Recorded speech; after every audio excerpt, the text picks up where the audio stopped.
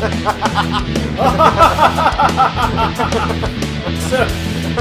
we tussled and we fought and we both fell over the waterfall.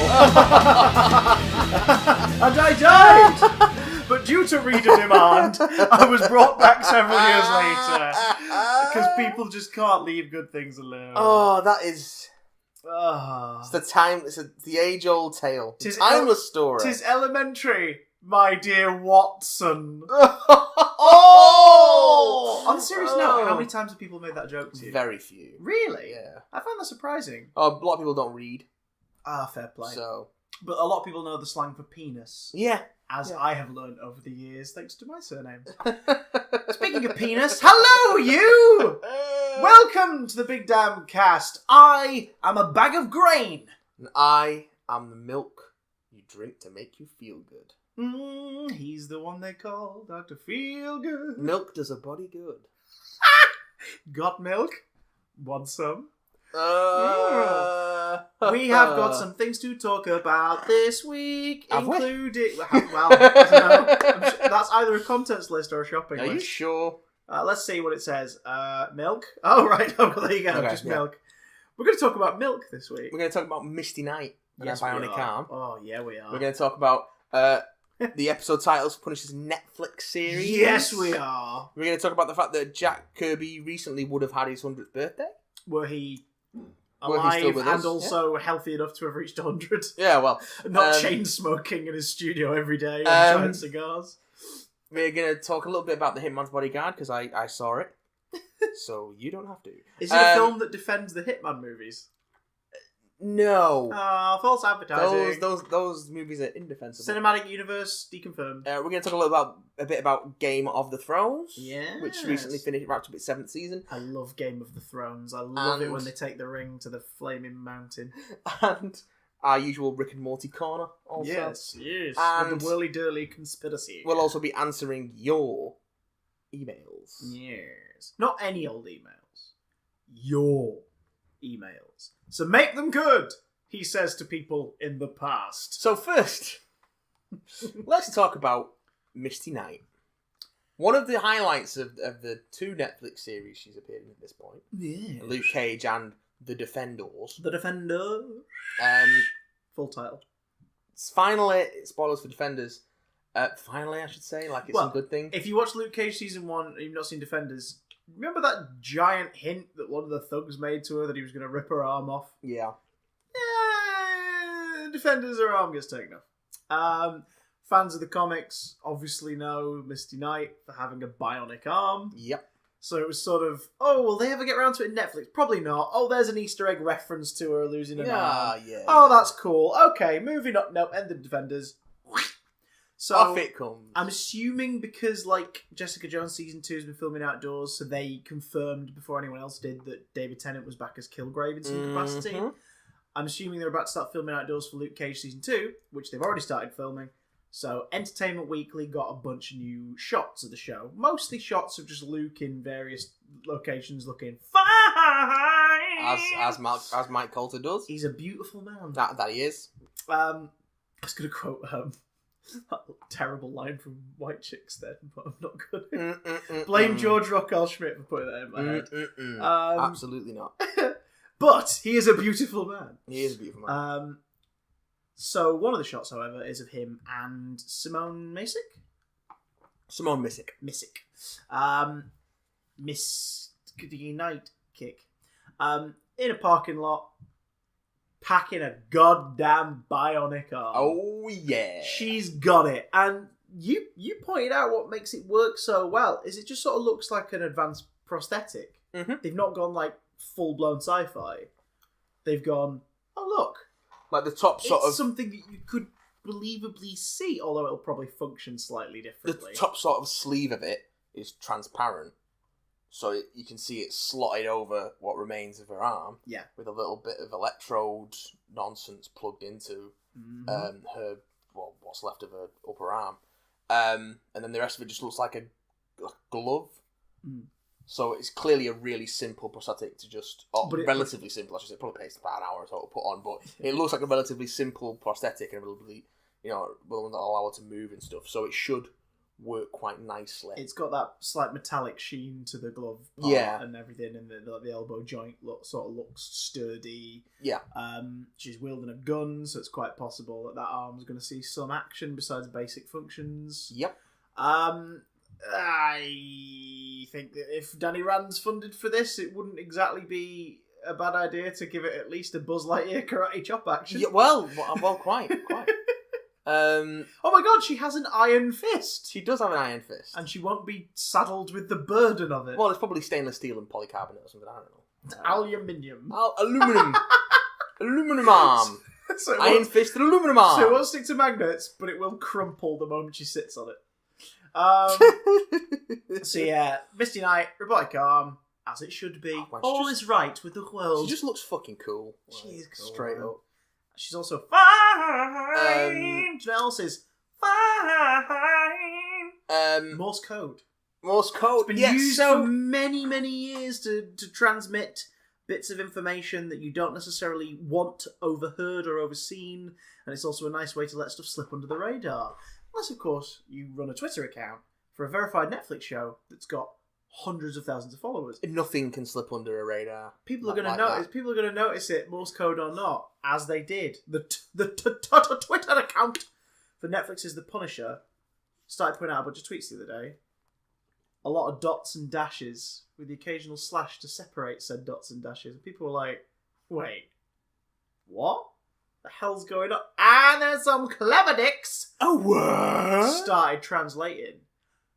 What the hell did it reveal? Mattathias, keeper of the wills. Well, originally everyone thought it was because the first one translated to 3 a.m.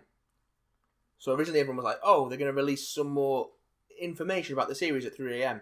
No, because the next messages as they came through, 13 in total, it became clear that they were in fact episode titles. Yeah. So the episode titles for the Punisher Netflix series are 3 a.m., 2 Dead Men, Kandahar, Resupply, Gunner, The Judas Goat, Crosshairs, Cold Steel, Front Toward Enemy, Virtue of the Vicious, Danger Close, Home, and Memento Mori. Memento Mori. That rings a bell. It's a reminder of your own mortality. That's it. It translates to "Remember, you will die." Mm-hmm. Do you want to know how I know that? It's the motto of the school in book 5 of a series of unfortunate events. Fantastic. The Austere Academy. The school's motto is "Memento Mori." I know it because of an X-Files episode with the same title. Ah, there we are. Interesting. Different ways for two completely sad, nerdy people to learn Latin. Yay! X-Files and left Benny Snicket.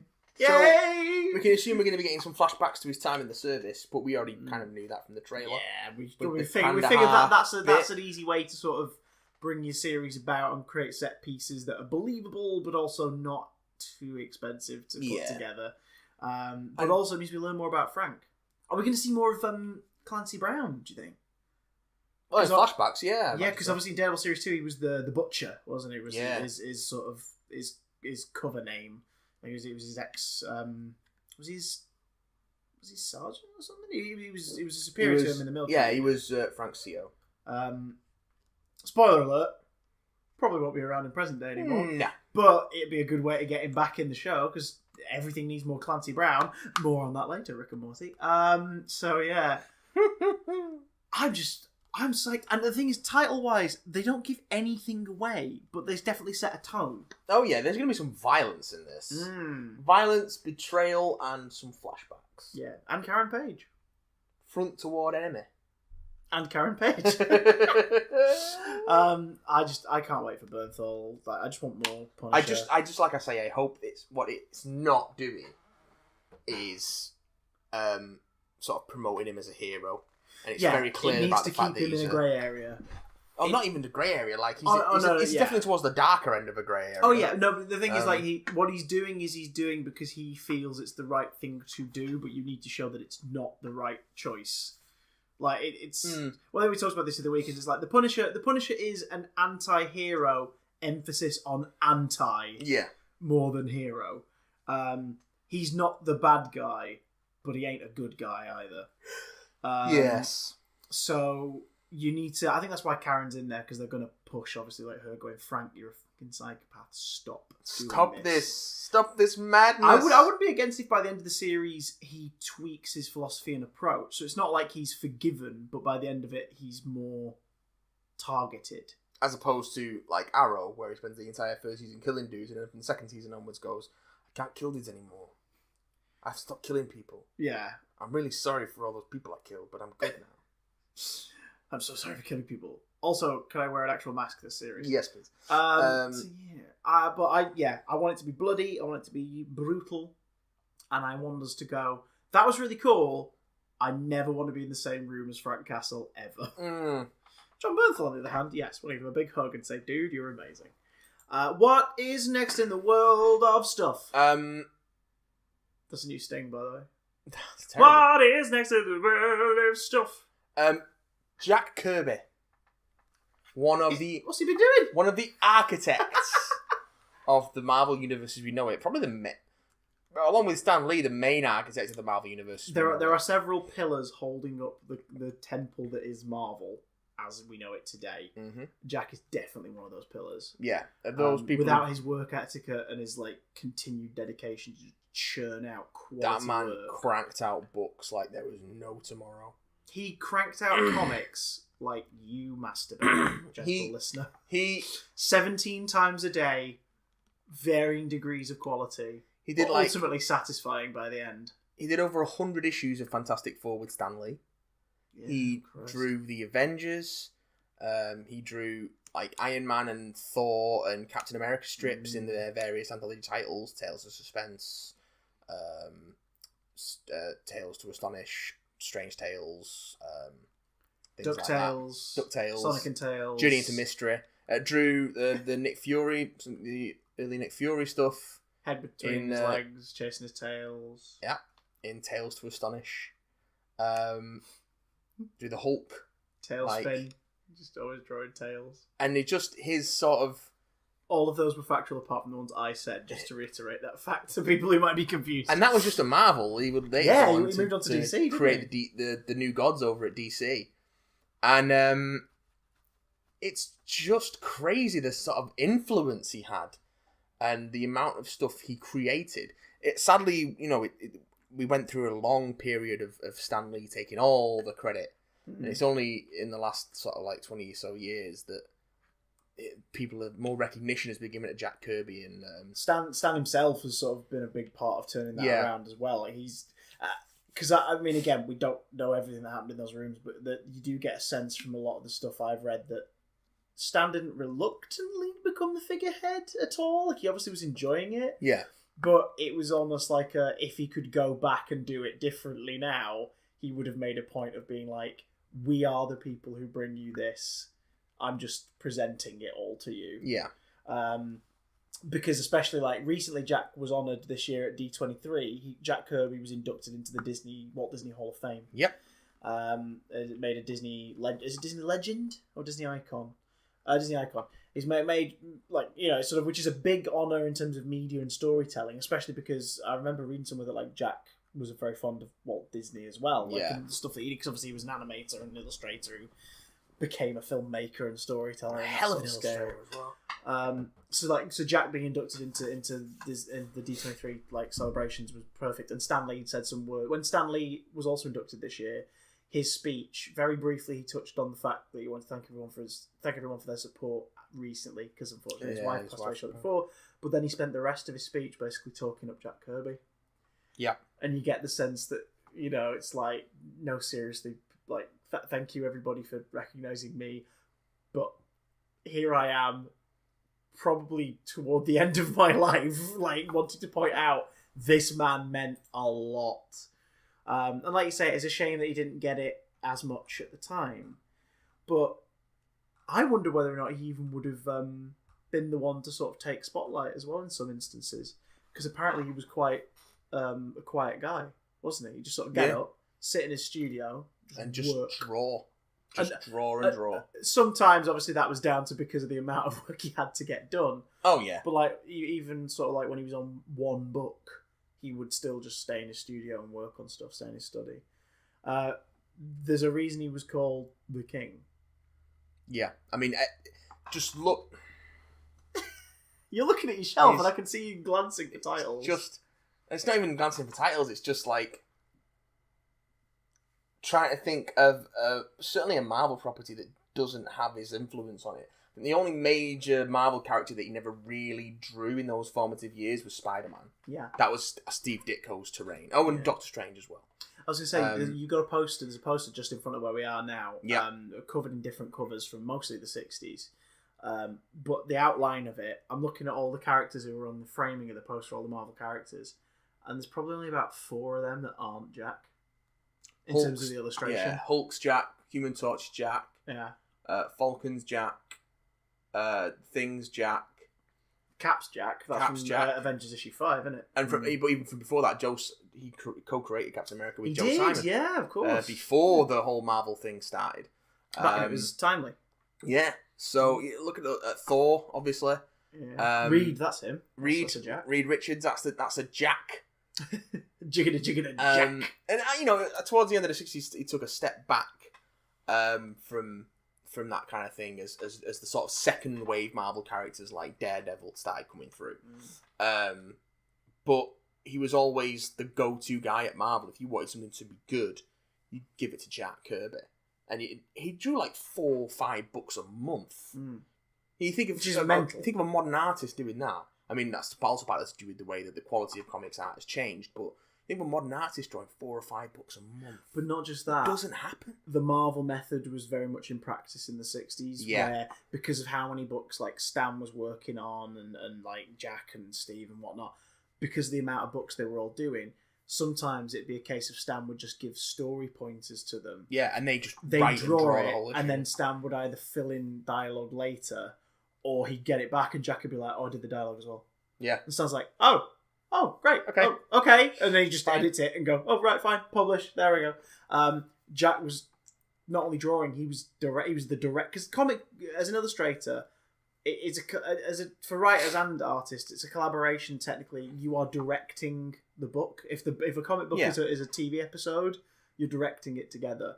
But one can take over more than the other. And Jack was if Jack had any inclination to have done it, and would have been given a studio and a budget, imagine the sort of like film he could have made. Yeah, because of his the eye he had.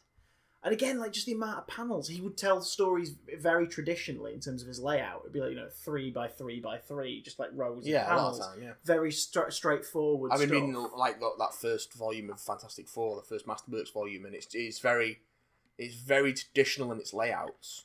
But it's the pacing thing as well. Yeah. It just flows so well. And also, as he gets further into it, the sort of weird, strange machines that he draws, and it gets strange and sort of.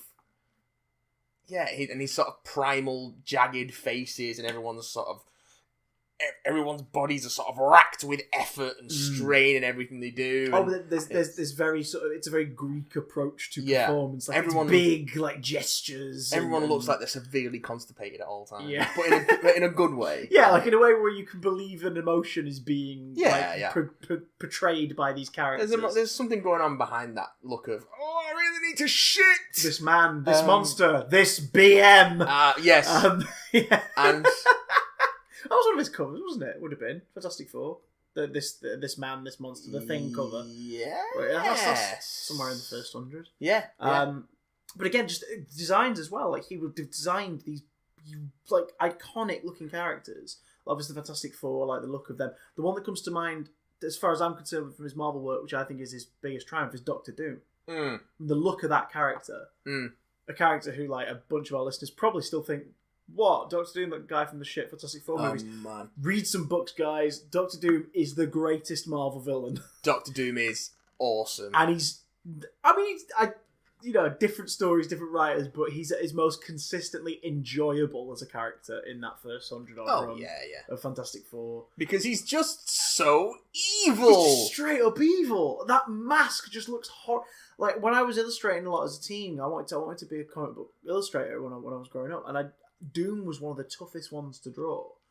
Because as soon as you focused on the mask, there was so much going on in that face. That simple, unmoving, unemoting face, apart from the eyes. And Kirby always took advantage of the eyes of Doctor Doom. Mm-hmm. Because that's the only part of him that actually is emoting. But at the same time, you felt the menace in the mask. You could... Oh, it's amazing. Like, just the idea that... Like, Spider-Man, for example, you know, the eyes moved to sort of like that. Over time, the artists started to introduce that. John Romita Sr. dipped into it, and then especially in the 80s and 90s, artists really took advantage of Spidey's eyes moving to gesture. Yeah. Kirby had Doom's face. Yeah. And Doom couldn't do that. You couldn't see his eyebrows, you could just see his eyes through the slats in the mask. That's it. Sometimes not even that. Sometimes he'd shade them in. Like shadows. Just these black eyes staring at you. But he could always convey exactly what Victor Von Doom was thinking or feeling through that unmoving face. It'd be like a Cyberman somehow being emotionally relatable, even though it's not bloody changing at all. Yeah. I mean, it's just like to do with the shadow and the positioning of it all. And also his sort of Kirby's layouts and sort of dynamic sense of motion as well. Layouts, Kirby Crackle.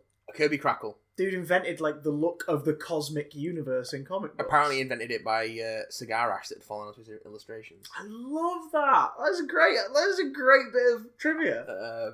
Yeah. If you don't know what Kirby Crackle is, you do. You haven't put the name to it. It's that cosmic kind of look of the blotches. Like Kirby dots they're also called. Yeah. Oh god. Yeah. So you got this, and they just like crackle inside, and you've got like the stretched out environments. Like, yeah, Ditko sort of started with that DNA strand-esque look for cosmic stuff, and he definitely Jack, leaned into it with Doctor Strange in Strange Tales. Yeah, but then Jack sort of was like he had his own voice when it came to that stuff, and it so was, good. It's sort of energy on the page. It looks like energy. Yeah, it's like a living, like light and motion with conveyed in just blotches that give it a crackle. It crackles. Yeah, and you can see that most evidently in like Fantastic Four, particularly when they get deeper into the cosmic stuff. Yeah, anything with Galactus and Silver Surfer. Yeah, and he did it in like New Gods and stuff for DC. I can talk less about his DC work just because I'm not as familiar with it. Because I've always been more of a Marvel guy than a DC guy, and I'm not particularly familiar with the New Gods. But you can see it, like you take a look at any cover from that run. I've seen a lot of the art from New Gods, and you know, there's been some of his other creations have gone through other publishers. I think it was Image did Kirby, or Dynamite did a series called Kirby, which is a lot of his other creations and his other ideas and projects. But I mean, you can't deny the influence the man has had on the genre and the medium. Like he was the king, and he created so much of what we love today, and influenced so many of the artists that Javier Pulido is always one who I go to. I think that's got a very Kirby-esque style. Is he the first guy to have drawn a superhero character punching Hitler in the face? Maybe not, but it's definitely the most iconic. Well, absolutely, yeah. The cover of it's a Captain America book. Captain America Comics #1. It's just Cap punching Adolf right in his mush. Up there. It's up there on my poster. The very top. Oh yeah. Oh, it's on that screen as well. Yeah. Same one. Oh yeah. With the pointed shield in the shield shape with the 3 stars at the top. March of 1941. Oh my god. So by the time he started creating the Marvel Universe in 61, he'd already been drawing for at least 20 years. Yeah. There's a reason why we're bringing him up. He would have been 100 this year. Yeah. And he probably still would have been drawing comics. Probably. If he was still around, he would have just been churning out work. Him and Stanley would still be writing something. It would be. Oh god, it would be magical, wouldn't it? To just be like, oh god. So we must honour and salute Jack Kirby, the King. Oh, go and read some Fantastic Four, because it's not like Marvel are going to release any more anytime soon.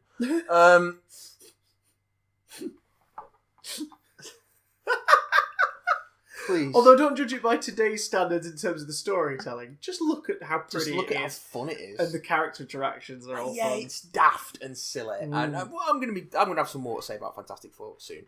Fantastic Four. Don't need no more. I went to the cinema on Saturday. Why would you do that? Saturday. To watch a film. Saturday. Oh yeah. To watch a film. I went to see The Hitman's Bodyguard. Starring Samuel L. Jackson. Starring and Rahul Arunahul. Starring Deadpool and Nick Fury. Oh, right, I'll do. Now you're talking my language.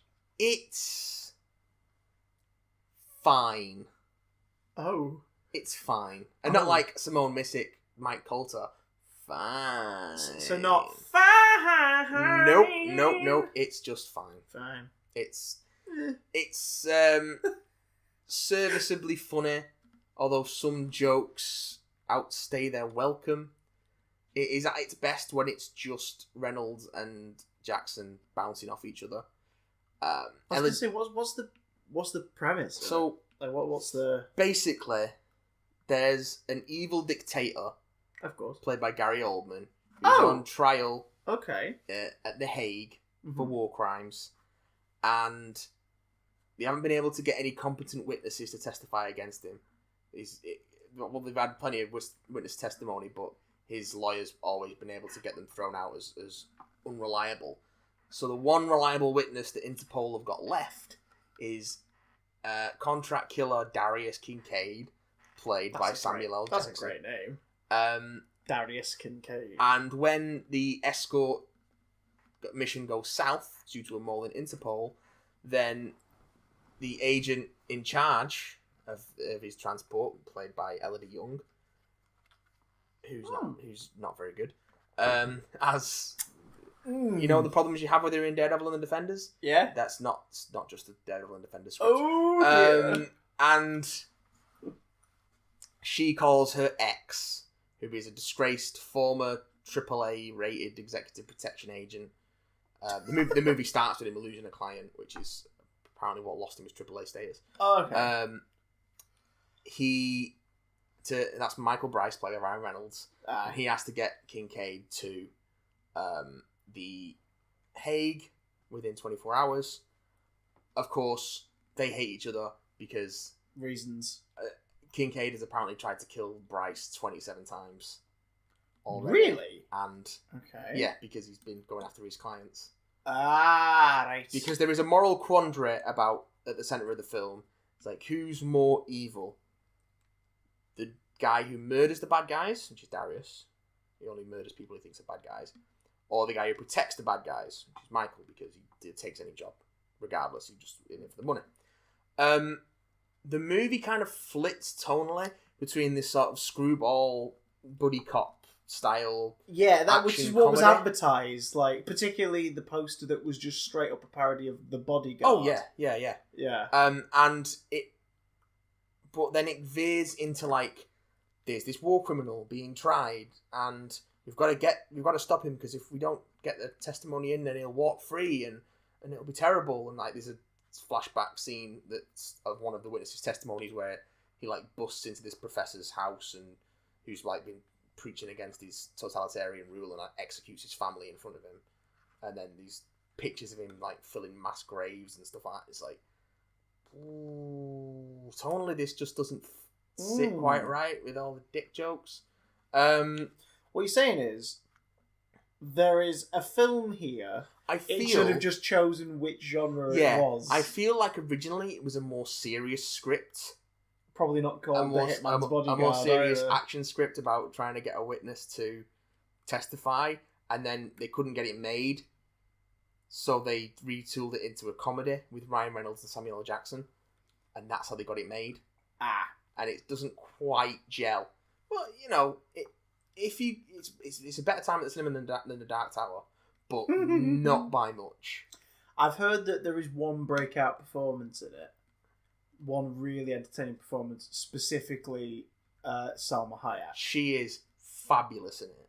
Who's she playing? She's playing Darius Kincaid's wife. Who is also in prison, but a different prison. And she's basically uber violent, like really chatty, aggressive, strong Latina woman. She just goes on these like foul-mouthed outbursts. She's insulting. She's abrasive. There's a flashback to when her and Darius first met, in which she's a waitress at this bar in Mexico, and some customers harassing her and trying to touch her up, and she murders them all. Jesus and Christ. it's in it's in adoring slow motion as Darius falls in love with this woman as she's slaughtering her attackers. Okay. So it's played for comedy. So there is a dark comedy in here that there is a could dark work. comedy, but it doesn't quite gel with the more serious aspects of the story. It's almost like you needed Oldman to be more a supervillain rather than a believably kind of frightening real world possibility. And he is, he does well with the stuff he's got in this, but it's just a bit. It doesn't quite work, but there's some enjoyable moments in it. But then some of the jokes go on a little too long, or don't quite land. Okay. But for the most part, it's serviceable. It's fine. Don't rush out and see it. It's all right. Are you saying it's a January movie? It's a January released in movie. August. Is that the gag? Did Movie Bob make the same gag in his review video? I think I can't remember if he made it for this or for the Dark Tower, but for one of them he It was like, oh wow, didn't realise it was January already. It's a great rating system for an underwhelming summer movie. It is underwhelming. In the true Big Damn Cast fashion, how would you rate it based on a noise from your mouth? Nice. So, wait for Netflix or don't bother. Yeah. Unless you've got an unlimited card or something. So Game of Thrones finished as well. Yes, it did. Now tell me about this, because I do love some Game of the Thrones. I especially like when he rides upon the big furry dragon. Yeah. I'm sure I've made that joke before. You've made similar jokes. I probably have. I say jokes. Yeah. It's a generous term. Oh, dear. Well, you can't say I've not got my little finger on the pulse of comedy! Or lack of pulse. Should we just go spoilers? Go spoilers. So if you've not watched the season finale of Game of Thrones, Series 7, go watch it now, because we're going to talk about it in spoilery terms. Because I love it, but I've seen it, and Chris doesn't really care about Game of Thrones. I'll watch it at some point. I think it's cool. I just, I will. I'm not in a rush to catch up. So, spoiler alert. First spoiler. Maisie Williams and Sophie Turner still can't act. Sorry, I saw some scenes and I was like... I think that's a little harsh. I'm not saying they can't act, more so that they're... You literally just said they can't act. Yeah, I did. But I think it's that they're comfortable in their role. They're too comfortable in their roles, from what I've seen. Well, they've been doing it since they were kids at this point. Oh no, but like too comfortable. Like they're not challenging themselves. It's almost like autopilot. And I feel like... I don't know. I think it's the performing arts student in me is just like, inflect, for Christ's sake! Do something! Play with your dialogue! Don't just sit there and monotonously recite it! I don't care if Sansa's meant to be dead inside. I don't give a shit! Anyway, so, is there a zombie ice dragon in this? There's a zombie ice dragon in this, yeah. That is pretty freaking cool. Is this what the Song of Ice and Fire is actually referring to? Quite possibly. The idea that siblings... born of fire, now one of them not so much flamey, are about to go to war? Well, maybe. Lou brought it up earlier in the week. She mentioned, like... She said, like, oh, it's incredible. I was like, oh my god, is this the Song of Ice and Fire? Is this what it is referring to? Because this is something that's not happened in the books yet, isn't it? Yeah. It might not even happen in the books. We don't know where the books are going. Yeah. And I wouldn't be surprised if the books just turn out to be... basically the collected scripts for the TV show. It's deviated so like far. Cursed Child style. Well, we've had so much of like characters being rolled into other characters or omitted entirely or things happening in a different order. They really... If Douglas Adams can adapt and readapt his own work into every iteration of Hitchhikers and change it up, George R.R. Martin can go, "Fry it! I don't care anymore," and then just publish transcripts of the TV show. Hasn't... If all the characters in Hitchhikers can die in the book and then suddenly be brought back to life in the next book in a way that references like the 5th radio series for some reason, then it's possible. We need to resign ourselves to the fact that The Winds of Winter is never coming out. Is that what the next one's meant to be titled? Yeah. And isn't it 2 that's due out? Yeah, Winds of Winter and A Dream of Spring. Jesus Christ, he's got the titles but no freaking books. He's had the titles for years. Oh, God. Dance with Dragons, which is book 5, came out just before the first series of the show. Yeah. Jesus Christ. He spent so long writing this damn thing. Do you know what would be a smart move, considering the show's possibly about to go on hiatus for 2 years for production reasons?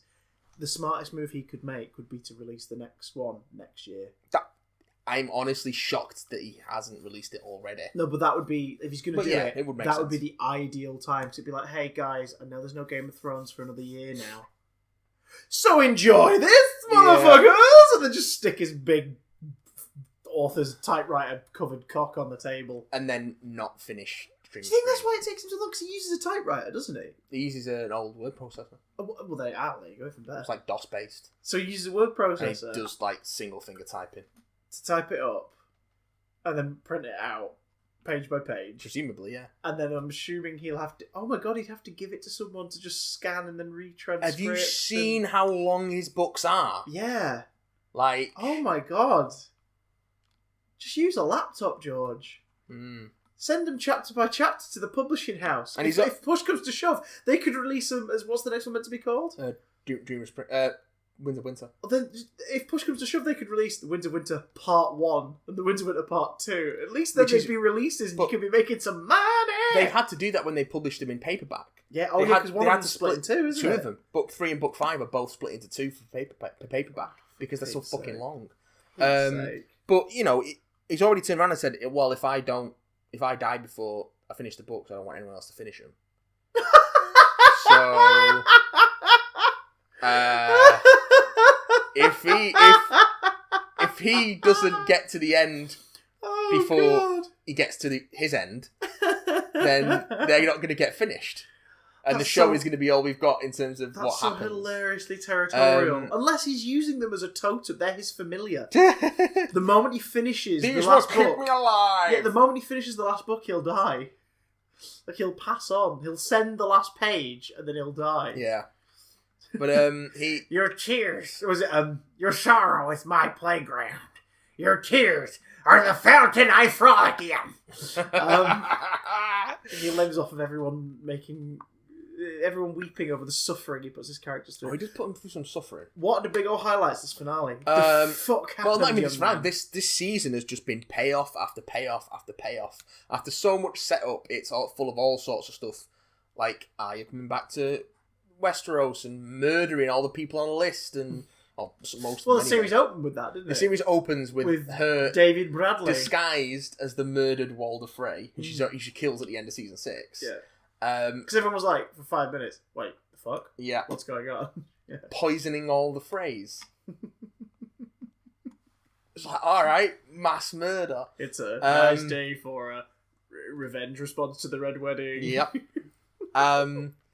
And then she finds out Sansa's alive and Bran's still alive and Jon's still alive and she goes to Winterfell. And Jon, on the other hand, after being pronounced king in the north, has spent most of the season hanging out with Daenerys. Yeah. Trying to work out some sort of alliance. Yeah. And also making sexy eyes at each other, which culminates in the finale with them doing their big old fuck. Whilst at the same time as scenes being played in, revealing something really freaking horrible. Two characters are finally putting together that he's not, in fact, the bastard of Ned Stark and some unknown woman, but is, in fact, the legitimate son of Rhaegar Targaryen and Lyanna Stark. Which makes him... Daenerys' nephew. Makes him Ned Stark's nephew. Ned Stark's nephew. And Daenerys' nephew. Yeah. Because Rhaegar was her brother. Yeah. Her older brother. She was born after he died. Yeah. But that also... That Lyanna and Rhaegar running off and not telling anyone... Yeah. Is what kicked off Robert's rebellion. Which put Robert Baratheon on the throne and ended the Targaryen dynasty. Jesus Christ. So... But it also means that... Lineage, everybody! As we now know, his real name is not Jon Snow, it's Aegon Targaryen.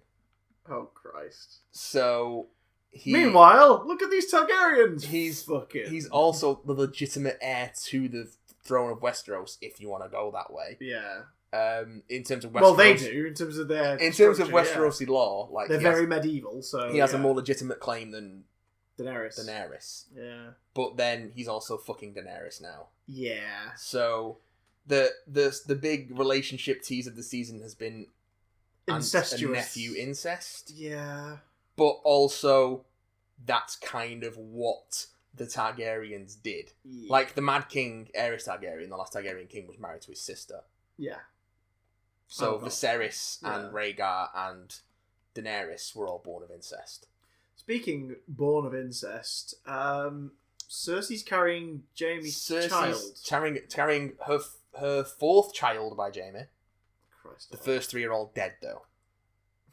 Because Joffrey was a prick. Myrcella was lovely but killed for no reason. Killed out of spite by the Sand Snakes. Who were the shit ninjas? Yeah, it's... the ninjas who were built to do something really cool. And then two of them get slaughtered by the Ironborn, and then the other two get captured, and one gets poisoned, and then one was left to watch her die. The Dawn plot was just like, it was so perfunctory and just mishandled, but it's done now, so whatever. Whatevs. And also, this series and how things are playing out is also giving you a clue as to what in the books is going to turn out to be not important and red herrings. There are a couple of characters who are conspicuous by their omission. It's like, okay, well, that plot line's clearly going nowhere in the book. Or nowhere important, anyway.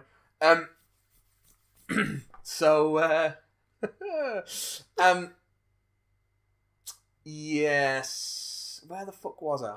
Yeah, so, and again, Tommen commits suicide because his mum killed his wife, along with a bunch of other fucking people. So she just blames family everyone. reunions, less effort needed on the catering, but... Well, basically what happens at least it won't be expensive. In this episode is that Daenerys and Jon finally bring proof of the army of the dead to King's Landing and show Cersei what's going on. And they try to do a truce so they can defeat the army of the dead, and then they can do whatever they want and have war against themselves, the rest of the 5 kingdoms. But 7 kingdoms. But they're finally they're starting to unite everyone to be like, look, we got beef, motherfucker. Because there's no our point. Beef pales in comparison to these zombie-ass mofos who are coming to kill us all. And they're saying, like, look... P.S. They have a dragon. We can fight each other. Well, they don't tell them they have a dragon. Cersei notices that Daenerys only has 2. Oh, I know, but they know the dragon's dead, but they haven't even thought that they might bring it back as a white. Oh, of course. They haven't even made that The moment connection. I heard that it's like one of them has been killed, I was like, oh, no, it'll be back. Yeah, it'll be back. It's going to be They're back. bringing it back. And they do, in style. And the walls come tumbling down. But basically, Cersei is just so wrapped up in her own hatred and mania that she can't even she's convinced that she can buy an army to fight off the army of the dead, regardless of what happens. And Jaime is finally like, I'm having no more of your shit, woman. And fucks off, finally. Which has been a long time coming, because Jaime...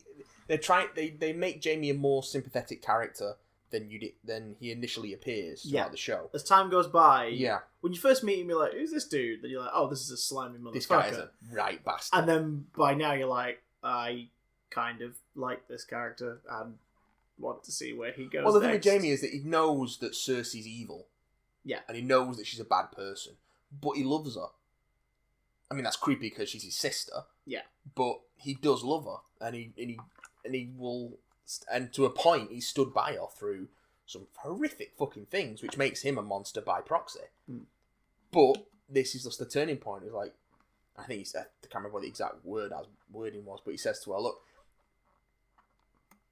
whatever happens up north, there's going to be a winner. Yeah. If the army of the dead win, they're going to march down here and they're going to kill us all. If Daenerys and Jon win, they're going to march down here and they're going to kill us all. Yeah. Like, there's no winning this situation. You can't and she's like, well, I've got the Iron Bank on my side. I'm going to buy the Golden Company and hire them to come and defend us and destroy all our enemies. And it's like, you can't buy your way out of this. You can't buy a future for your family, because she's like, I don't need you anymore, Jaime. I've got your baby. She's never going to have that kid. No. Because it's the whole prophecy thing, where like she'll be queen, but all her children will be queen, but she'll will be royal, but she'll outlive them all, and she'll only have 3 children, and she'll die by her brother's hand. Well, yeah. Jamie had one of his hands cut off, right? Yeah. Is it going to be some kind of weird twist of fate where that hand is used somehow to be the thing that kills her? A lot of people are thinking that Tyrion's going to kill her. Now, that was a scene I caught in this finale. Because Jamie killed the Mad King, which is why he's called Kingslayer. Yeah. Everyone's like, oh, you're a Kingslayer, you've got no honour, because he was part of the King's Guard. You've got no honour. It was like, I just fucking saved everyone. Yeah. He was going to blow the city up with wildfire, and I saved everyone, and now you call me a fucking Kingslayer and say I've got no honour. I saved you all, you miserable fucks. That was a scene I caught as well during Lou's rewatch, was Tyrion confronting Cersei. Fuck me, those two can act. Like that's they're so good. The juxtaposition of that to the scene I was taking a piss out of earlier. Yeah. And the thing where I was like, so oh my good. God. Where he just says like he just basically spends like every waking minute dreaming, like wishing he could kill her as well. Yeah. And you just sort of go like, oh Christ, Dinklage, you are juggling a lot here. But also that he cares about his family and he doesn't. He loves the children. Yeah. And they're gone now. And the conflict going on within all of them at this point is especially like in that scene watching those two. Who's the big motherfucking Darth Vader dude? So that is because I just saw him and I went, oh, it's Westeros Darth Vader. Right. So what happened was there's a Lannister knight called Sir Gregor Clegane, and he's the brother of the Hound. Right. The Hound in the mountain. Which would explain the freaking size of this thing. Well, the reason that the Hound is all burnt up is because when they were children, the mountain, Sir Gregor, pushed his face into a fire for playing with his toys. Fucking hell. So the Hound is like, I'm going to fucking kill you one day. But the mountain is just this enormous fucking hulking... Yeah. The mountain's the one that's been played by two different actors. So most recently, I know it'll be Hafthor Bjornsson, who's the Icelandic bodybuilder, ridiculous man. Yeah. And he plays in Which is some great SodaStream commercials. Yeah, so good. A few Game of Thrones people have been involved in those commercials. Yeah. It's really weird. But yeah, so what happens is... There's a point in the season like that's Tyrion, my Game of Thrones, the SodaStream commercials. Tyrion gets put on trial and he chooses trial by combat, and Sir Gregor is the Queen's champion, and Oberyn Martell, who's come up from Dawn, he's looking for revenge against the Lannisters and Sir Gregor because his sister Elia was Rhaegar's first wife, who of course he spurned for Lyanna Stark, but no one knows that. So she was murdered, and her children were murdered by the Mountain, by Sir Gregor. So then he had the whole trial by combat, and Oberyn almost beats him, and he poisons him, because he got poison spear. But then the Mountain has a last minute grab and just fucking caves his head up and pulls his... It's a horrifying scene where he just pops his head like a fucking egg. And it is just... It's an amazing episode, and the fight is incredible, and it's so tense. And even having read the book and knowing exactly what was going to happen, it's like you just find yourself rooting for Oberyn, and he just gets his fucking skull popped. Jesus and that's another reason that the Sand Snakes wanted revenge against the Lannisters. But anyway, but because they don't want to lose him, Qyburn, who is Cersei's creepy assistant dude. Yeah, the guy he's played by Anton Lasser. He's the guy in the black robes, and the guy who picks up the hand of the White and is like, "Oh, this is cool. What can I do with this?" He basically uses because he used to be a maester. Yeah, who were like the doctors and scientists of Westeros, but he was kicked out of the order and he had his chain taken away for doing weird experiments and forbidden stuff. So he somehow uses his weird experiments and forbidden stuff. He fucked a stump. Yeah, basically. And he basically turns the dying Gregor Clegane into Franken Gregor. Okay. So that's what that is. That's what he is. Yeah. Holy balls! I didn't actually expect that it would be a Darth Vader. Like, yeah, it's basically a Darth Vader. The retooled, screwed up like walking corpse. Yeah, sort basically. Of thing. Oh, that's freaky. Yeah. Oh God. So Game of Thrones gets weird. I think I'm gonna have to start then. It's very good. Where do I begin? Should I start with Fellowship or with An Unexpected Journey? Well, if you want to get the full history of Westeros, what you actually need to do is go and read Terry Brooks' Sword of Shannara. All right. It's actually, no, you don't. Okay. No, just watch the show, man. Just watch the show. Watch it. Yeah. In any order. Every episode's definitely individual, yeah? Watch every episode simultaneously. Okay, bring me 83 screens. But it'll only take you an hour, so there is that. Well, 75 minutes for one of them. Well, because that was the thing about this one; it was feature length. Do you think that was? So was the previous episode. Do you think that was their way of going? Have been like 70+ minutes. Do you think that was their way of going? Okay, not broken the news to you yet, but there's not gonna be any Game of Thrones next. Yeah, so just here's the next half an hour. I think it's more to do, and the reason that this was a short season is them not having enough story to tell a full season, but not being able to get enough episodes to tell one season's worth of story. Right. And part of that is the structure of it not being able to break that up into smaller episodes.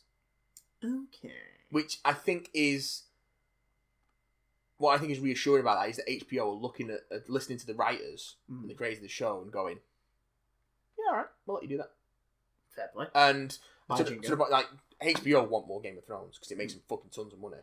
But D.B. Weiss and David Benioff, who are the showrunners, have been turning around and saying, no, we're doing one more season and that's it, because that's the story. That's the story told. This is always going to be a finite thing with an ending. Mm-hmm. They're looking into other ideas like prequel series and stuff like that, and there is material to draw from. Yeah, like Martin's written like novellas of like stuff that take place a couple of 100 years before Game of Thrones, about like sort of the houses of Westeros and stuff. But I think it'd be a shame to sequelize or prequelize it. Yeah, I think it would be. I think the smart move would go, hello, the guys who make the show what it is. What do you want to do now? Because then you are going to lose some people. That always happens. But then obviously if they get to tell the sort of stories that they've been able to tell now in terms of their tone and consistency, people will come. Because Game of Thrones didn't start off as a massive hit for HBO. It did well. By the end of series 1, people were all hooked. And I think a big reason as to why people tuned in the first place, from what I can remember, even with us like picking up the box set, was Sean Bean. Oh yeah. I was like, what the fuck? Sean Bean's in like in a Lord of the Rings-esque swords and fantasy thing. Fuck it, yeah, let's do it. Let's give it a watch. Boromir the show. Woo! Let's do this. And then, by the end of series 1, they're like, yeah, so no more him. But we'll see you next year because you really like the funky platinum blonde chick and you're a fan of the tiny man. Come along next year. We'll see you next year. Peter Dinklage is so good in this show. Like, he's easily the star of the show. Like, he steals every scene he's in and he gets all the best lines and he's just a fucking terrific performer. That's very true. What else was I going to say about Game of Thrones? I mean, what's important about Game of Thrones and the legacy it's going to leave behind is how it's brought genre TV back into the mainstream. Yeah. Everyone's doing genre TV now. And there's plenty of imitators. I mean, a friend of mine was the lead in the Shannara Chronicles TV show. Right. Which, by all accounts, wasn't very good. I'm sorry, Poppy. I've not seen it. And then, so on top of that happened, and Cherry Books, shot the Shannara stuff starting to be adapted to TV. And Sony have got the rights to The Wheel of Time, which is another huge epic fantasy series. And they're looking at, working on TV adaptations of that. But it's just allowed television to be a bit more... To realise that if they get the writers and spend the money, they can see not only see a big return on that thing, but also do interesting things. It doesn't just have to be hospital dramas and cop procedurals. Like, you can dip a toe into the wider world of blockbuster storytelling. Without the success of Game of Thrones, I don't think we'd have got things like American Gods and Preacher and hell, even The Walking Dead. Yeah, because they started around the same time. They started around the same time, but again, it's that thing of The Walking Dead would have been this weird standout anomaly, and instead it's become part of a wider genre resurgence. I don't even like The Walking Dead. In fact, when Game of Thrones started on TV and Walking Dead started to kick off, that was the same time that Doctor Who translated to the States as well. Like the first Smith series, the second Smith series in particular being the one that was like, "Hi America, we see you're enjoying this Game of the Walking Throne Dead thing. So look at our thing with the man with the bow tie and the floppy hair." And it worked. Like the timing of that was perfect. So it's sort of expanding genre television. It's become event television again as well. Yeah. So that's good. and I You're like good. it. And I'm looking forward to the next and last series. It's a very good show. I know people have sort of like spat the dummy out with this season a bit, going like, oh well, how could the dragons travel this far in this time? It's taking everybody too quick to get to from point A to point B. It's like, do you really want to spend an entire season waiting for someone to fucking turn up at the right? Like this, they're compressing the time that things are taking place in to tell the story. Yeah. Like, would you rather a whole season of fucking Sam riding from the Citadel to Winterfell because it's on the other end of the fucking country? No, of course you don't fucking want that. You just want him to get there so the story can happen. So it's not fucking nitpicking this show about dragons and ice zombies and fucking fireproof women and all that sort of weird shit, and just enjoy it. Anyway, that's all I have to say about the Game of the Thrones. HBO TV's The Game of the Throne. Speaking of enjoyment, your comments to me before the podcast indicated that you might be cooling slightly on the old Rick and Morty. Yeah. Tell me more about what made you feel this way about the whirly-durly conspiracy. Well, this week on the Rick and the Morty, minor spoilers ahead. Morty tells Rick to take Jerry on an adventure, seemingly because he just wants, like, Jerry, his estranged father at this point, sort of feel involved and get to talk to Rick a bit more, and they can maybe iron out some of their differences, because Morty obviously feels like Rick has pushed Jerry out of the family. Well, I say feels like. Rick definitely pushed Jerry out of the family. Now he's in charge, Morty. You're going to cross me, I'll get rid of you as well. But like Jerry figures it out pretty much right away, so him and Rich decide, right, screw it, we're going to go to a very safe bar and just hang out, and we'll tell Morty we went on an adventure and bonded. So they go to a place which is sort of a mishmash of different species and planets all hang out there. It's a resort planet. Yeah, it's a resort planet. It's a theme park and restaurant and bar and all this, and it's covered in an immortality field, which basically means that you can't die there. So it's the safest, like, most family-friendly place to go. Whilst there, Jerry is coerced into a room by a very angry alien whose species have beef with Rick, an angry alien played by Clancy Brown, being absolutely freaking brilliant. Not his species. Oh? He was assistant manager of the restaurant. Oh, is it? Okay. And Rick got his job. Rick lost him his job. Fuck. See, there we go. Simplified. Yeah. Even better. They basically are like, look, you want to get rid of this Rick, right? We can tell you don't want to be with him, so here's how it works. Go on the whirly-durly. It's the big ride here. It's a massive roller coaster. When you get to a certain peak, it just pokes out of the immortality field. All we're saying is take Rick on a ride, make sure that you're not in the way when you get to that peak, and we can send you home afterwards, Rickless and happy. How's that sound? So Jerry, who, like, obviously is grateful that Rick hasn't taken him on an actual dangerous adventure, but is still, like, hates his father-in-law, is tempted to do it. And then he sort of chickens out as they go on the ride. It's like, no, I don't want to kill him. But by this point, it's too late. And it turns into a Jerry and Rick trying to escape the pursuit of these guys as they try to get back home. Mm-hmm. Meanwhile, the subplot, I really freaking liked, actually. The subplot was amazing. The subplot was very Rick and Morty. Where Summer is jealous that a boy she was courting likes a girl with bigger boobs, so she uses a device of Rick's from the garage that, like, expands matter or whatever. Yeah, points her boobs into the ray. Yeah, it transmogrifies matter. But then it goes a bit too far, and she basically becomes this giant flabby flesh beast that's filled the garage. So Morty hits the reset on the device, and it basically sets her to normal proportion but massive for the size that she now is. Yeah. So it's an Alice in Wonderland, like, giant summer thing. So Beth, determined not to have to let her dad do everything, won't call Rick, despite what Morty's saying, because after the last few episodes she's trying to prove that, no, I'm not dependent on my father's approval and everything. I can do this myself. So it gets to the point where the machine reverts again, sort of back to factory settings, i.e. Summer is turned inside out to basically muscle tissue. So there is now a giant, like, 35-foot tall, muscle-covered, screaming, unable to say English Summer, who then goes on a rampage trying to find her erstwhile boyfriend, and Morty and Beth are chasing after her, trying to fix everything. That was horrific. That was really uncomfortably gross. Especially the way it ends. Yeah, oh god, yeah.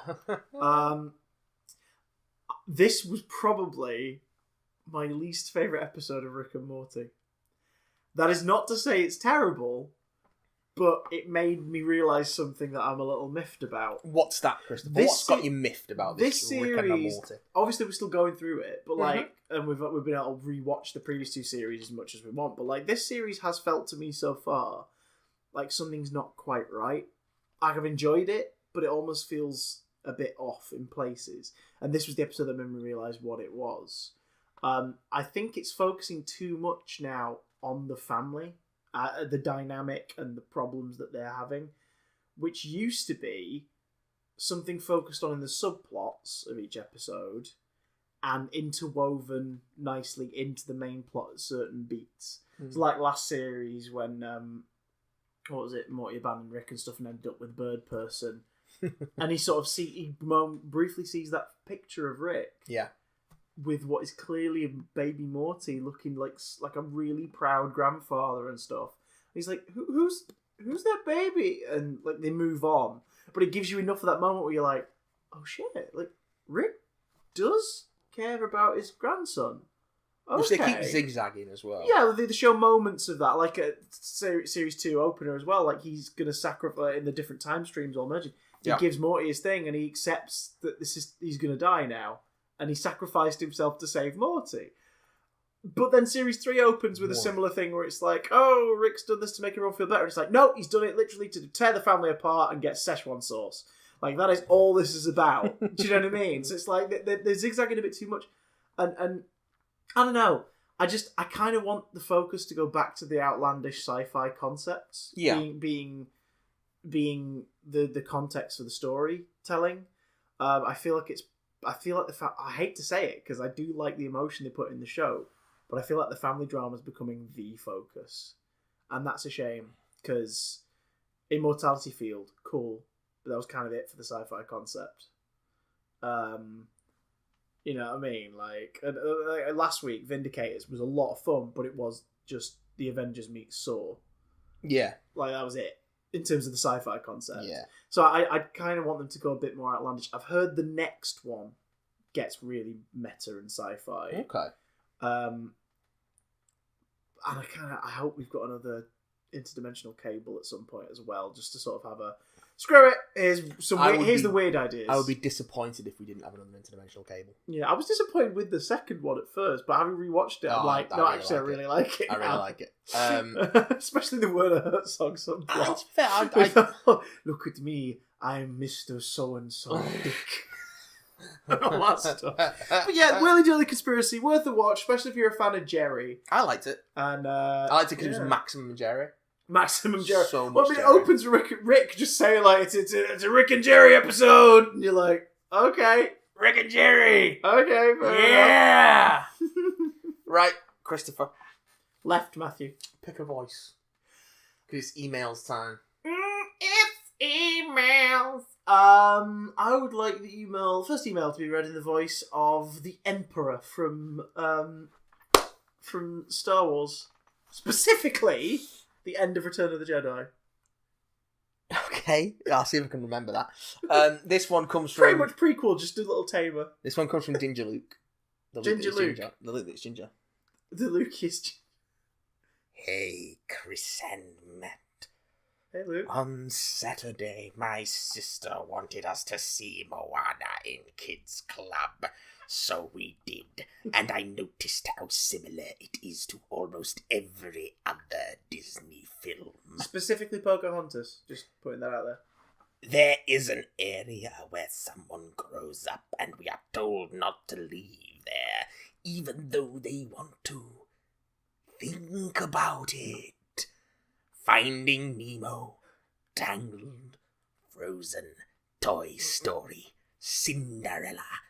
Can you think of any more?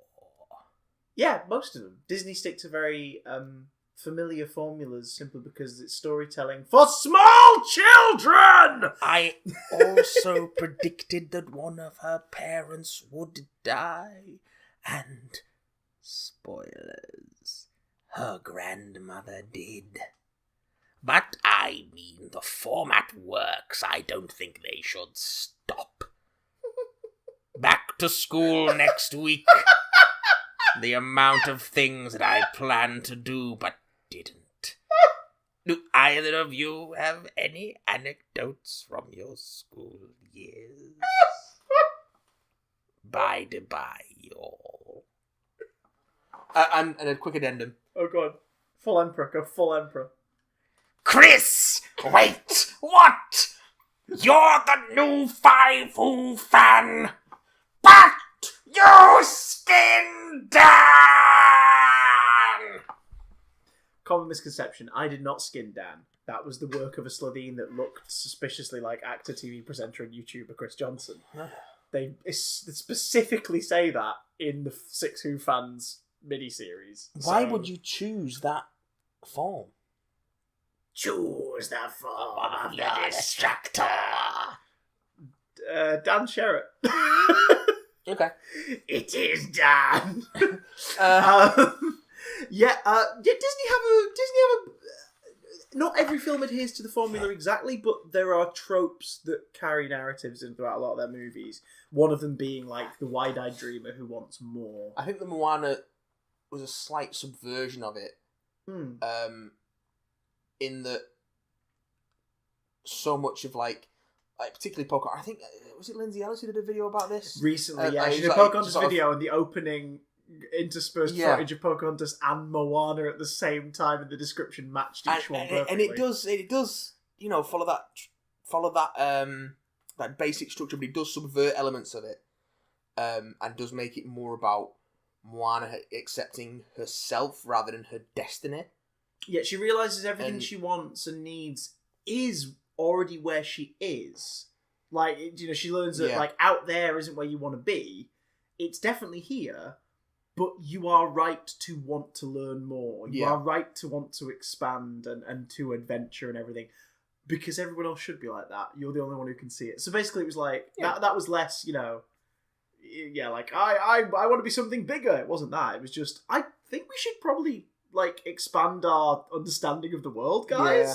I really want to do that. You guys should do it too. I like Moana. I like that basic structure, and the better Disney films tend to be good spins on that basic structure. Like I say, it works. A lot of their original stories use this format as well. Like I think the ones where you'll find definite deviation is their adaptations of pre-existing stuff.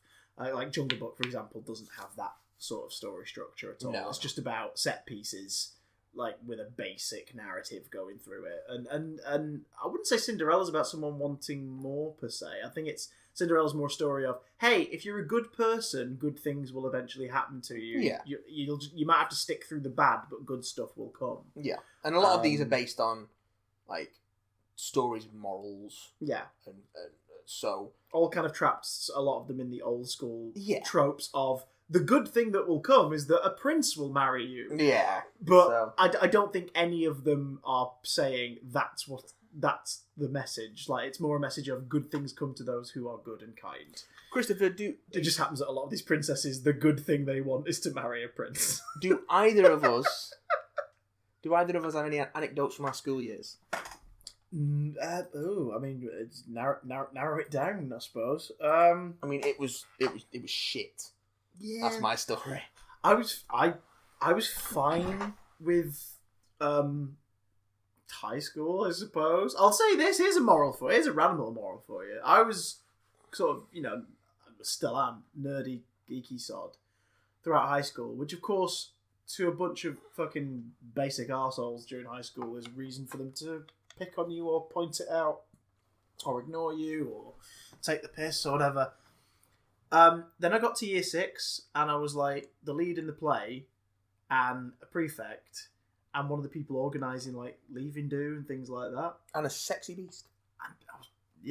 And suddenly there was a lot more respect from the people who'd been dickheads and twats. And I don't mean in a way where it was like, yes, I'm better than you. I just mean in a way where they were suddenly opening up. So what I'm basically saying is, you don't know what everyone's going through, people. When you go through high school, by the end of it, you're all human beings. Some people will still be dickheads, but ride it out. If someone's been an arsehole to you, don't hate them. Give them a wide berth, and eventually they might come round. But not for tea. No, not for tea. Hopefully not, anyway. Screw those fuckers. Pick another voice, Christopher. For Harry Draper. Colossus from Deadpool. Okay, this one is... This might have been sent in error. Huh? I think that? also contains spoilers for our future. Oh my god. This What's is it called? Merry Christmas Draft. What?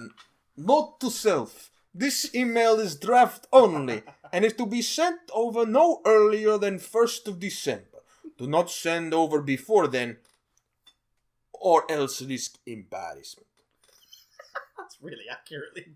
That's really Merry accurate. Christmas, Chris and Matt. Hope you're looking forward to this most wonderful time of year again, as we reach the end of another hard year. What? The last podcast you did in November was very good indeed. I especially liked part where you accidentally invented nuclear fusion halfway through, but then forgot about it shortly afterwards when discussing Thor Ragnarok. All the best, Harry Draper. P.S. In all seriousness, massive congrats to Chris on his appointment to the 10th 5 Who fan in 5 Who fans in that snazzy Series 6 11th Doctor trenchcoat. You must have no regrets, no tears, no anxieties. Just go This forward is somehow better in a Russian accent. in all your beliefs and prove to me that I am not mistaken in goodness me, Susan. It's the TARDIS. P.P.S. If the 9th Doctor and Rose could have had one more episode on television in 2005, what sort of story would you like to have seen in terms of setting, character, monster, etc.? Ladies and gentlemen, it's time for Matt and Chris, two lifelong Doctor Who fans, reluctantly answer Doctor Who questions. Yay! I would have liked maybe one more story. After the Doctor dances, just one more story with the Doctor, Rose, and Jack, just to flesh out their story in visual form. I'm not really fussed what sort of monster or tone or adventure, but it'd just be cool to be like, you know, maybe see one of those, because obviously we see them leave at the end of that story, and then when we see them in Boomtown, we are sort of with Mickey in that we have no idea what these lot have been up to, but apparently they've been on adventures and had a right old laugh. So it would have been cool to maybe see one. Yeah. You can see a bunch of those adventures in a different medium. You can read the Ninth Doctor ongoing IDW Titans comic, Titans book, and that's set between Doctor Dancers and Boomtown. So there are plenty of adventures you can dive into, but it would have been cool to maybe have one more with those guys on screen. What was the other question? That was it. Good. That's all the question. How about you? What would you like to have seen from Rose and the Ninth Doctor? I would like to have seen another classic monster story. Maybe a follow-up to the Autons. Yeah. Because in the modern era, it feels like the Autons are associated with the Ninth Doctor. Yeah. Which is odd, because they only appear once with the Ninth Doctor. But also, I would have liked to see a story set a bit further out in space. Which I understand why they didn't do that for the first season, because budget and all that stuff. It wasn't until the second season. Teasing time travel and grounding it on Earth a bit more. The second season, they got to play around with that a lot more, and it was better for it. But I would like to see something setting out in space with a classic monster. An environment where he really would have stuck out like a sore thumb, just in a jacket and a jumper. Yeah. So really, that fish out of water thing that you get a little bit when it's in strange environments, just push that a bit more to the extreme. And it would have been nice to see Eccleston just get to play with that sort of, this is a completely alien place kind of thing. Hello. There you go. That's the dialogue which written the script. Hello. It's Tom Monty. Oh my god. Okay. But there's only one do voice. it in the Tom Monty voice. Yeah. There's only one thing we can do. Crap Vincent Price.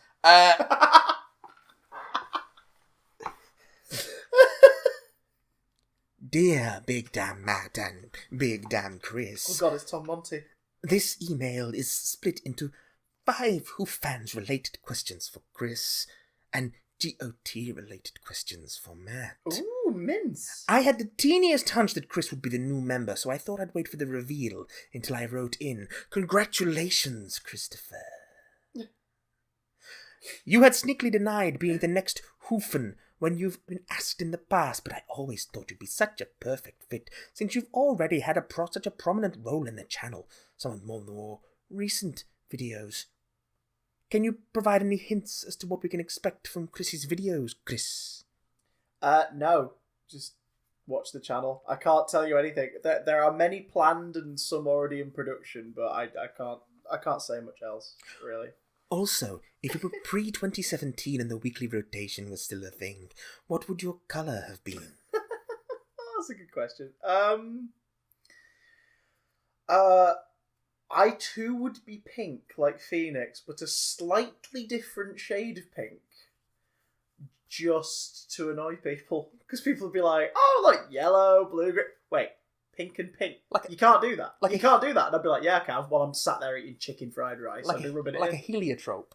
Yes! A sort of pink, acid pink. Dog's tongue. Dog's tongue. Dog's tongue pink. Dog's tongue. It's a great carrot. That's my favourite carrot. My favourite crayon colour. Just behind skin flesh. Oh! Oh! When were you asked for the role, and what was your initial response? I was asked earlier this year by Billy and John if I'd like to get involved, and my immediate response was, can I think about it? And then I thought about it for a couple of weeks and left them in the dark, because I had to genuinely figure out if I could juggle it. But when they said, roughly we need a video once every 5 weeks, I was like, yeah, okay. All right. That and a few of the things made me go like, okay, we can make this work. And I can tell you this much about what to expect. It won't just be me. There'll be a bit of a cast. And one member of that cast might be kind of obvious. Hint, he's sat in the room with me. Hint, so... yeah. Stephen Moffat, where did you come from? I slipped in through my cleverness field. Oh. It's field of clever. So, yeah, yeah. I don't want to say too much, but yeah. When you look in the mirror, can you see yourself as a member of Five Who fans? Or do you think it's going to take time to sink in? I mean...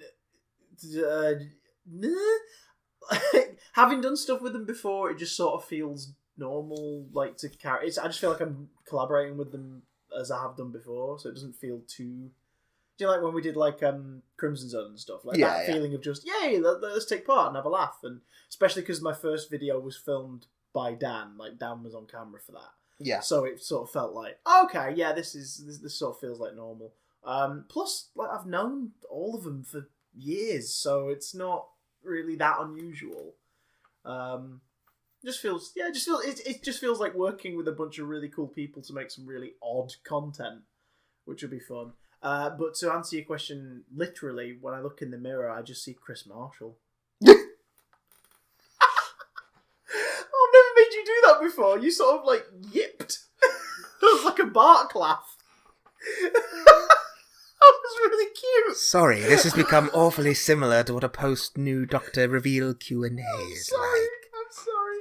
I just had to point Matthew. out that was really cute. Sorry, the cute man who laughs like a dog's about to answer some Game of Thrones questions. What did you think of the big damn finale of Game of Thrones? Blimey, a lot of shit went down, didn't it? Blimey, a lot of shit went down. As we've just covered, I quite enjoyed it quite a lot. Yeah, I really dig this season, and the finale in particular. It just feels very satisfying. There's a lot of payoff. It's nice. Not to like put you on the spot for this, but where would you rate this finale in terms of Game of Thrones finales? Yeah, or specifically in terms of like the last couple of years worth. Because there's been a bit of a trend, hasn't there? This is the best. Where people have said the penultimate episode's the one they always like come away from the series going, that was the best one. This has been the best season for a couple of years, hands down. Oh, cool. Just because it was getting to so much more set up, and we were getting less payoff. But this year you got a big one because Winter is definitely we got coming more now. payoffs. Yeah, Winter is on its bloody way. The last couple of seasons have been understandably building to post-book stuff. Yeah. There's a bit of dragging it out Yeah. in places because they kind of had to. And now we can finally get the results of all that stuff. Also, since I was physically unable to email in last week, what did you think of episode 6? Do you feel like not enough people died?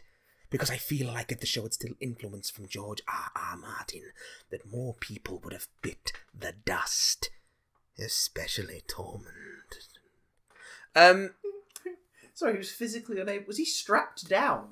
Probably. Physically unable to email? I'm really his glad... thumbs removed? I'm really glad Tormund didn't die, because he's one of my favourite characters. I think he might have died this week. It's not very clear what's happened to everyone who was at Eastwatch by the Sea, specifically Tormund, Gendry, and Beric. So we'll see. My favourite hobbits. Beric, yeah. But no, I don't feel like not enough people died. It was nice to not slaughter everyone for once. What has been your favourite episode of season 7? Probably Beyond the Wall. It's episode 6. Just for the penultimate episode. The dragons and all that shit. Although, that being said, the dragon fight at the end of episode 3? The Battle of Blackwater Rush was pretty fucking cool, so that's a contender as well. Do you feel like it should have stuck with the normal, better format of 10 episodes instead of 7? I think the best format for a series is how many episodes it takes to tell the story it's got to tell. So I wouldn't say that 10 episodes is necessarily a better format, because I don't think there was enough story here for 10 episodes. Like I was saying before, you could have more episodes of X person travelling to Y location because it takes longer, but I'm just glad they condensed that time and just got on with the fucking story. And things actually happening. So yeah, I was fine with 7. I thought it felt like a nice number, and I think leaving you wanting more is not necessarily a bad thing. Yeah, sometimes tightening it is a good shout. As a season, it felt nice and tight.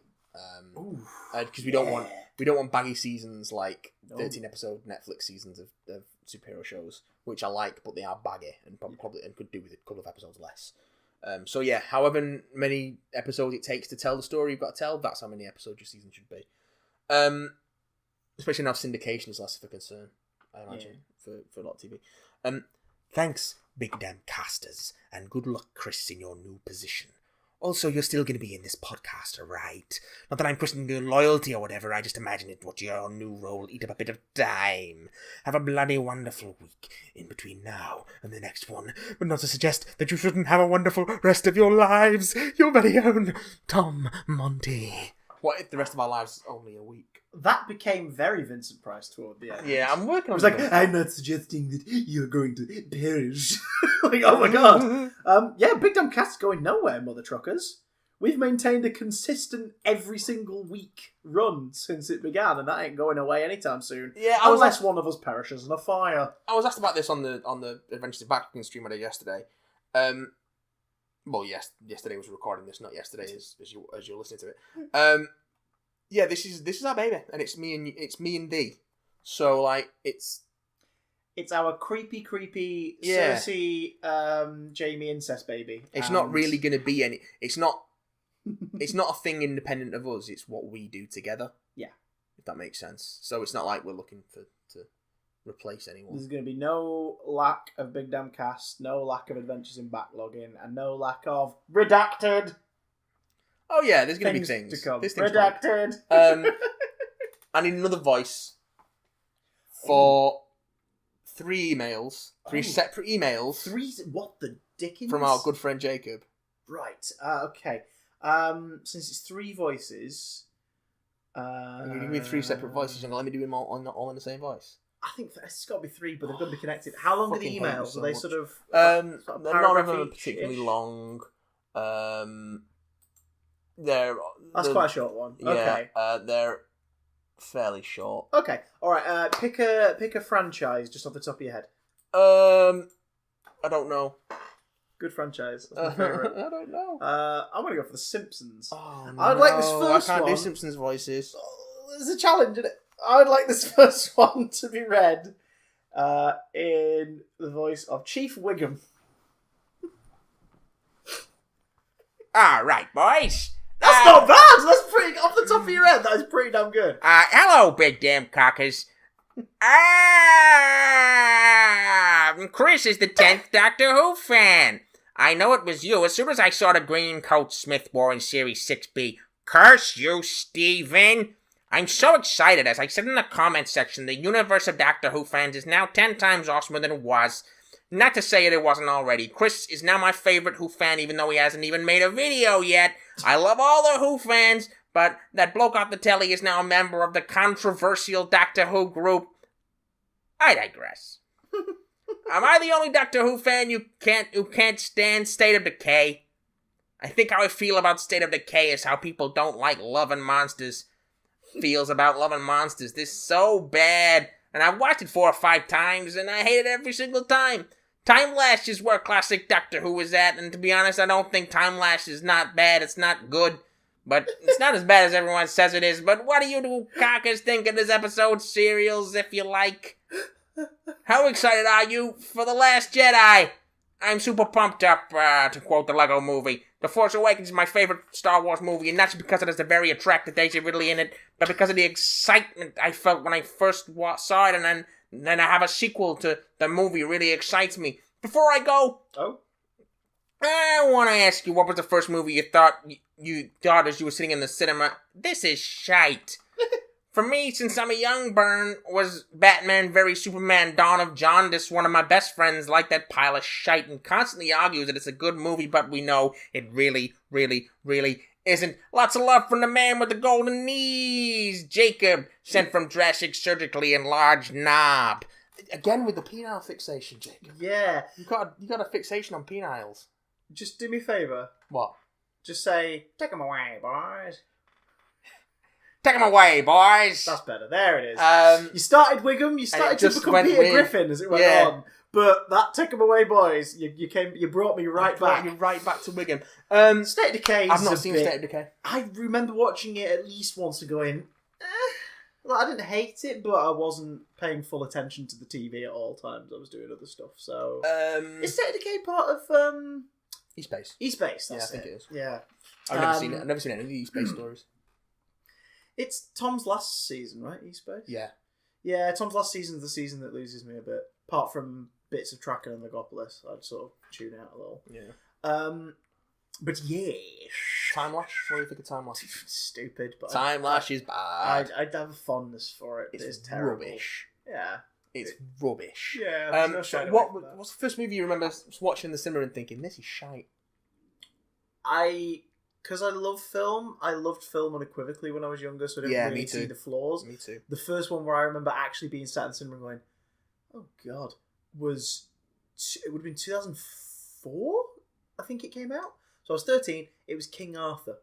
Yeah. The Clive Owen film. Yeah. I'm sat in what was then the Red Cinema at the Lowry Outlet. Yeah. With my friend Tom at high school, and we just sat watching it, and about 20 minutes in, we both turned to each other and went, this is terrible. We just both realised it was really plodding. How about you? What was the first one that struck you as shite? There must have been one before this, but it cuts deeper in the cinema because you've spent money to sit there.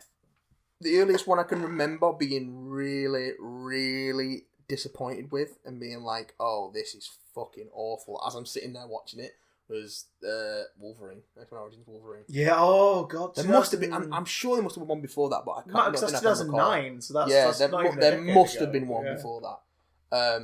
But Jesus, that's the one that sticks in my memory the most of sitting there watching it, going, "Fucking hell!" It is gash. Fucking hell! It is utter gash. Yeah, it's just fucking terrible. Right. Hey, do you want to know the origin of how he got that jacket that he then loses, so it can't be the same jacket anyway? Second voice for Jacob. Oh, all right. If we're sticking to the Simpsons, let's have. We've had a Doncaster. No, hang on. Who does Wiggum? Harry Shearer. No, Hank Azaria. So let's have a Dan Castellaneta character. Go for Homer. Give us a Homer. I am too smart. I don't know if I can do it. I am too smart. It's M-R-T. I mean, it's M-A-R-T. Oh, stupid sexy Flanders. Nice. I have returned the Noah's Ark of Podcast, the man with the golden knees. Jacob, I have more your question. What's better, Hellbent or the Wedding of River Song? They are both shite, but which one is worse? Discuss. Once again, lots of love, Jacob. P.S. Do you think Davros has a knob? That one Kermit, hadn't it? A bit Kermit, but I'll tell you what, it wasn't quite Homer. Do me a favour, just say, okay, Fred. Okay, Fred. Great Barney Rubble. Yeah, fine. It's a good Barney Rubble. Yeah, it's good Barney Rubble. Okay, Fred. Which is not that far from Homer. Do you think Jacob has a knob? Davros has a knob. Well, That was a Freudian slip, wasn't but Jacob could choose to have one or not. Yeah. But Davros, yeah. I don't think there's anything left in below the waist. I think he does have one, and I think that's why one of his hands is always down there. He's got lots of knobs on his chair. I love how you were like the innocent, like, yeah, he's got loads of them on the control panel, and I'm there saying he's always jerking always just. That's how he powers the chair. Um, So he powers the chair. It's like a hamster in a wheel. What's better? Hellbent or the River Song, or Wedding of River Song? Wedding of River Song. Yeah. If I had to down. pick the two. Hang on, yeah, wait. Wedding of River Song is the Series 6 finale, isn't it? Yeah, Wedding River Song Series 6 finale with the eye patches and the "Tell me, Doctor, what happened to time?" Yeah, I'd pick Wedding River Song over Hellbent. Any day. Still not amazing, but it's at least got like Simon Callow's Charles Dickens on the BBC Breakfast Sofa and things Right. like that. So Fun. all that good shit. It's fun, isn't it? Third voice for Jacob, please. Okay. Stereotypical 1940s gangster. See? You immediately win the point by saying C at the end of the first try. Now, see, I've just thought of something. Peter Parker is a horny 15 or 16-year-old teenage bloke. He's often very stressed out. Well, my thought was, how often do you think Spider-Man / Peter Parker has a spider wank? Just pounding it, as Chris would say. Well, as I would plagiarize from someone else. I apologize for the random stream of consciousness, but you guys, especially Chris, you enjoy it when it happens. Lots of spider wanks love. Jacob, sent from the Spider-Mobile. I'm not answering this question at all. No, I'm not answering. But I will say this. Why has, I suppose because Spider-Man's books are meant to be family friendly, but why has no one at any point done a gag in any comic book series? Deadpool probably has done this at some point. Yeah. Where a spandex wearing hero has encountered someone they find incredibly attractive and they've made a joke about the fact that they clearly have an erection. It must be done. It's got to be done at some point. I'll find it. It's got to be done at some point. Like, it'll never happen in a Spider-Man book, ever. But, like, let's be brutally honest. Rewind back to, what, the 60s, 70s? Spider-Man first meets Black Cat. You're telling me he doesn't have an embarrassing shame about his person? Shame. Spider sense is tingling. Yeah. Is she a danger? No, it's because I'm pointing at her. Did that not happen in Ultimate. If it did, not visually, it might have been referenced in a bit of dialogue or something. There was that magical moment in Ultimate where the spin in the Ultimate Universe is that she's like in her late 20s and stuff, and he's 16 at this point. Yeah. There's that beautiful bit where they actually finally do sort of make out, and he takes his mask off properly, and she just vomits. You're a child. Because obviously, you know, in America, you're meant to be like, what, 18 or above, I think is the official proper age of consent for sexual activity. Yeah, 21, I think, if you're gay in the States. It's 16. No, it's 16 over here. I think it's 18 over there. Yeah. Oh, God, okay. Yeah, because it's whenever there's stories about like sex being brought up in British sitcoms, things like that, or stuff like that, like things like Skins and things like that. Yeah. American audiences have been like, "Oh, that's weird." And it's like, no, it's not. Over here, it's 16. But yeah, like I'm sure I'm not going to talk about Spider Wanks, but No. Spider Boner would be hilarious. I would assume that he masturbates as much as most people do. Yeah. So whatever that answer is in your head, that's the answer. There you go. I need a voice for Billy Treacle. Billy Treacle. Yeah. Ooh, right. Our friend, your friend, and mine. Billy Tracy. Keeper of the Journal of the Wills. Yeah. Billiam Tricillium. Alec Guinness as Obi-Wan Kenobi. Oh, fucking hell. I hate you so much.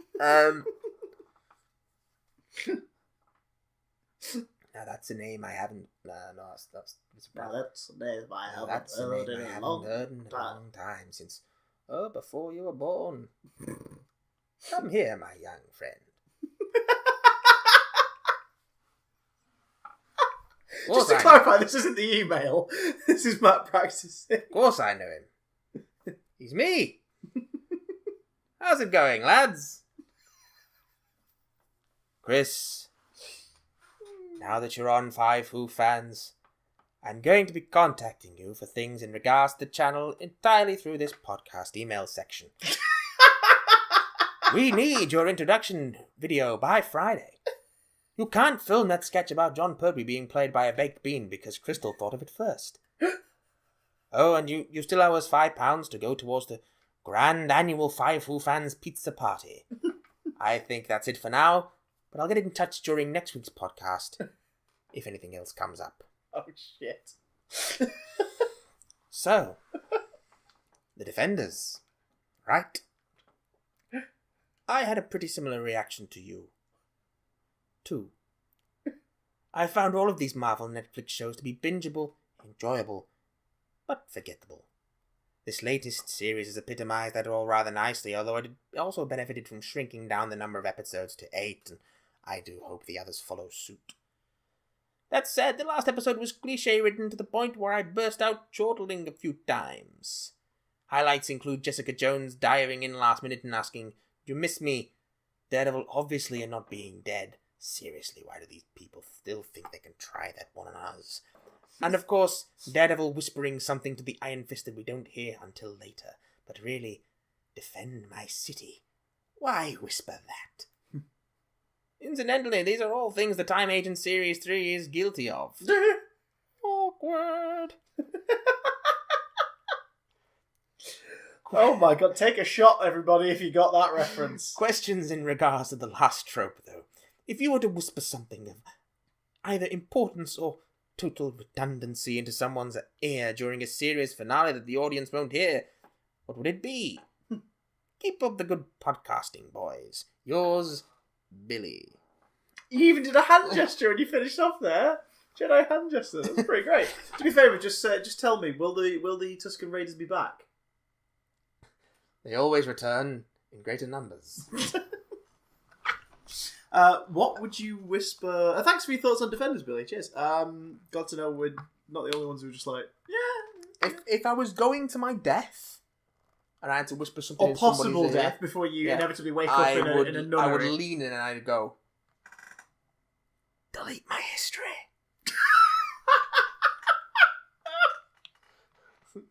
Good, that's a good one. Clear the cache.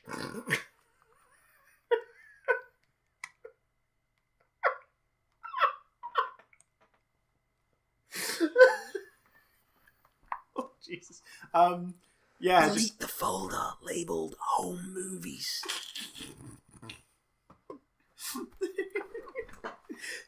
Clear the socks out from underneath before my mother sees them. No. Leaning in. Adric was right.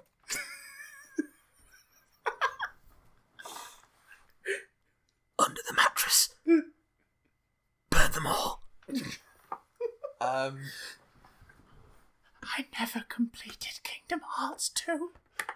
I just watched the ending on YouTube. I've never finished Kingdom Hearts 2. Neither have I need to go back to that. I'm gonna have to do it eventually backlog on Kingdom Hearts at some point. I. Da, da, da, da, da, da. Oh God. Sorry, were you recoiling from the volume of that recital? Because I think it's very vital. Or were you just recoiling in horror at the thought of having to complete Kingdom Hearts 2? I never. Definitely complete Kingdom Hearts 2. I don't have them though. So. Are you ready to learn that the true hero inside you and inside all of us all along was there because of our love, the love in our hearts, Matthew? Oh, I thought that was already the point of the series. The love in our hearts, Matthew. I'll put the love in your fucking heart. So oh, look, let's just. Let's have a spider wank. I don't want to carry on anymore. I just want to stop. Right, prep yourself and I'll get my web shooters. Alright, okay. Ladies and gentlemen, if you want to get in touch with us during the week, you know what to do. bigdamncontact@gmail.com. You can also hit us up on Twitter at any time, @BigDamnCast. Regular regular episodes of Adventures in Backlogging. I'll do that again, no one noticed. We'll be up every week on YouTube. We've got a few more treats in store as well. I so didn't keep notice. your eyes peeled for that. You can catch both of us popping up in nonsense over on Five Who Fans. And as always, feel free to sit here awkwardly as we begin to play the theme song. Right about now. Good theme song, isn't it? It's alright. Best word. Good. I like it. You can hear it. Say anything right now. Big wiggling nibbles. Hey, I'm gonna watch.